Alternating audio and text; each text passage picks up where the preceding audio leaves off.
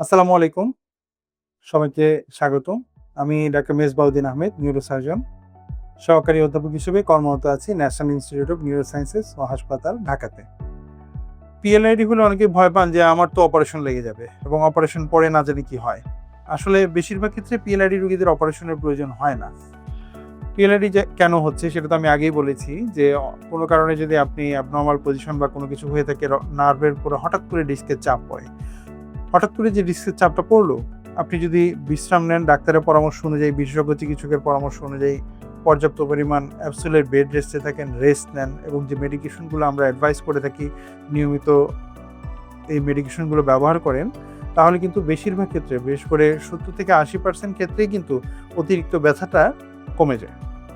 এবং ব্যথা কমে যাওয়ার 2 থেকে 3 সপ্তাহ পরে আমরা সাধারণত যখন দেখি যে আপনি ভালো আছেন, কোনো ধরনের সমস্যা তৈরি করছে না, ব্যথাটা অল্প, অল্প আছে কিন্তু পুরোপুরি যায়নি, কিন্তু আপনি ভালো আছেন, সেক্ষেত্রে কিন্তু আমরা তখন আপনাদেরকে ফিজিওথেরাপির জন্য অ্যাডভাইস করি।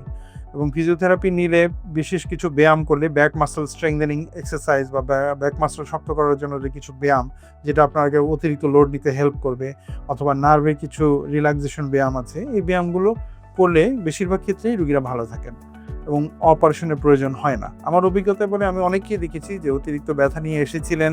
আমি তাদেরকে যে অ্যাডভাইসগুলো দিয়েছি যে পর্যাপ্ত বিশ্রাম নেন, পরিমিত বিশ্রাম নিলে ভারী কাজ করবেন না, নিয়ম মেনে চলেন, ওষুধপত্র খান। তারা অনেকেই কিন্তু দীর্ঘদিন ধরেই ভালো আছেন এবং সুস্থ আছেন। অর্থাৎ পিএনআইডি হলেই যে অপারেশন লাগবে এমন কোনো কথা নেই। তবে একটা কথা অবশ্যই আপনাকে জানতে হবে এবং মানতে হবে যে আপনি আপনার বিশেষজ্ঞ চিকিৎসক বা নিউরোসার্জন আপনাকে যে চিকিৎসাটা দিয়েছেন, আপনাকে পরিমিতভাবে, সঠিকভাবে সেই চিকিৎসাটা গ্রহণ করতে হবে। উনি যে আপনাকে রেস্টের কথা বলেছেন, আসলেই পর্যাপ্তভাবে রেস্ট নিতে হবে এবং যখন আপনাকে ফিজিওথেরাপির জন্য উনি অ্যাডভাইস করবেন, যখন অতিরিক্ত ব্যথা থাকে তখন কিন্তু ফিজিওথেরাপি গ্রহণ করা যাবে না। কারণ এতে করে আপনার ব্যথাটা আরও বেড়ে যাবে। যখন আপনার ব্যথাটা কমে আসবে তখন চিকিৎসকের পরামর্শ অনুযায়ী আপনি একজন ফিজিক্যাল মেডিসিন বিশেষজ্ঞের পরামর্শ গ্রহণ করুন এবং তার অ্যাডভাইস অনুযায়ী ফিজিওথেরাপি গ্রহণ করুন। যেকোনো জায়গা থেকে আপনি ফিজিওথেরাপি নেওয়াটা আপনার জন্য সঠিক হবে না।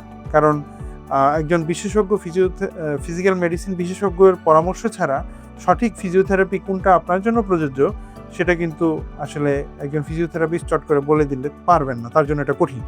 সেক্ষেত্রে আপনি অবশ্যই ফিজিওথেরাপি যখন আমরা অ্যাডভাইস করি, তখন অবশ্যই একজন ফিজিক্যাল মেডিসিন বিশেষজ্ঞ চিকিৎসকের পরামর্শ নেবেন এবং তার পরামর্শ অনুযায়ী ফিজিওথেরাপি গ্রহণ করবেন। তাহলেই দেখা যাবে যে বেশিরভাগ ক্ষেত্রে আপনি ভালো আছেন, অপারেশন পর্যন্ত যেতেই হচ্ছে না।